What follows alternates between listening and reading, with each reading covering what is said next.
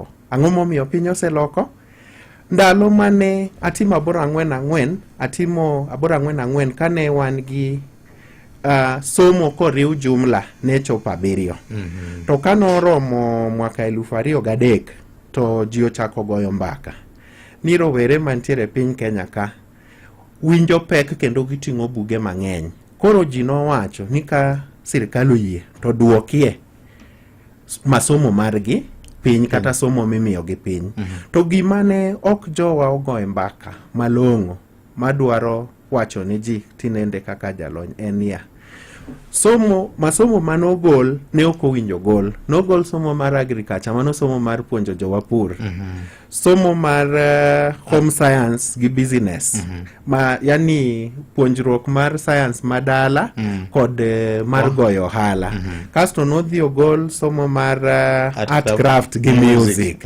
Nowe jowa gi somo mar kwano, somo mar Kiingereza, somo mar Kiswahili, mar science, to gi mar oloke ni social studies gi religious education. Koro kiranga ariyogi tibiro yudo ni jomotimo subjects abichgi gin gi ng'ol moro e kit ngimagi. Kech VOJ kani timo 7 mawachogi tinyalo paro kane wachopo e grade 4 to ni dwaro ni wadhi gi material 1.25 meter. Ma ka in yawuoyi ni dwa ni walos kaptula to nyiri ni dwa ni mondo los skirt. To kwadhi kanye grade 5 ni dwa ni mondo wapuonjre tweng'o gi lwedo gi shindano. Mane wan gi shindano unyiewo thimbo ma protect lweti ipuonjo waro shindano kik sindan chwo lwetwa. Kwa chopo grade 7 kanyo ne wachielo tong ni bake cake. Koro magi ne gin life skills makata koponi ng'ato no oko oyudo thuolo mar dhi mbele gi sombe to no yudo kako nyalo timore nade, onyalo konyore. Koro thuolo ni no dhi molal. Koro around 2010 discussion no bedo to ji owacho ni awa jolony mag somo ere kaka wan kaka Kenya diang' wabedi. E thuolo ni ne wan gi documents 2. Ne wan gi katiba manyien mar 2010 to gi gimiluongo ni Kenya Vision 2030. En gima tayo kama Kenya orengo bedie e 2030. Koro gigi nomiyo noket task force moro manobedo led gi Professor Odhiambo maniluongo ni realigning of Kenya's education system Vision 2030 gi Kenya Constitution. Koro kane gise chiwo gini to notere parliamentary committee to sessional paper number 2 mar 2015 no recommend gik moko 5 kuom somoni. Mokwongo ne giwacho ni wabedie gi competence based curriculum, masani awacho ni luongo ni competence based education. Manyalo miyo jowa ka gitieko school to moth kata VOJ bede gi skill moro ma ok ibed ni rito mondo idhi ondiki. Inyalo bedo self reliant, rieko moro ma inyalo ndikore go kendi ni wuon ni chaki i create thuolo mar tije mamoko ne jok mamoko. Mano ne recommendation mokwongo.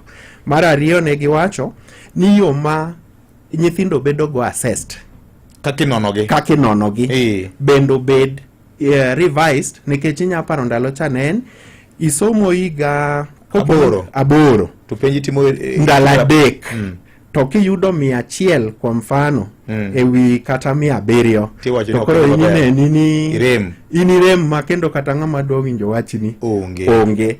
Koro sani mano ntiere pogruok.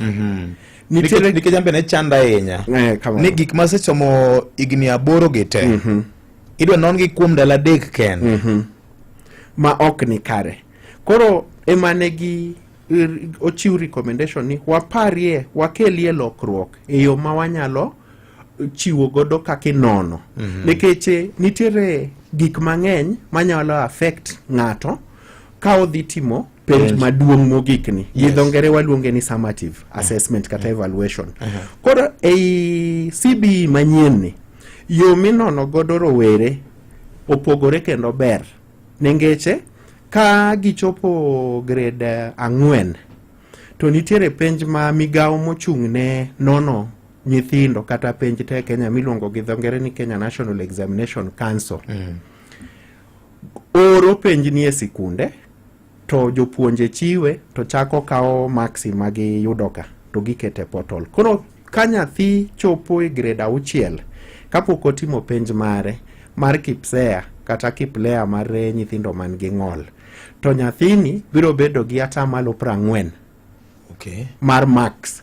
Koro kotimo KPSEA to omanyo atamalo 60 mondo koriw duto to bedo atamalo 100. Ka gichak gidhi e junior school to nitiere school based assessment itime grade 7 gi 8.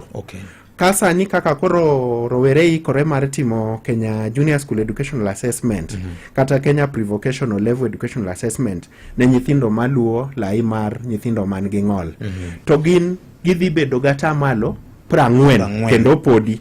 Kasto KJSEA dhi miyo gi atamalo 60.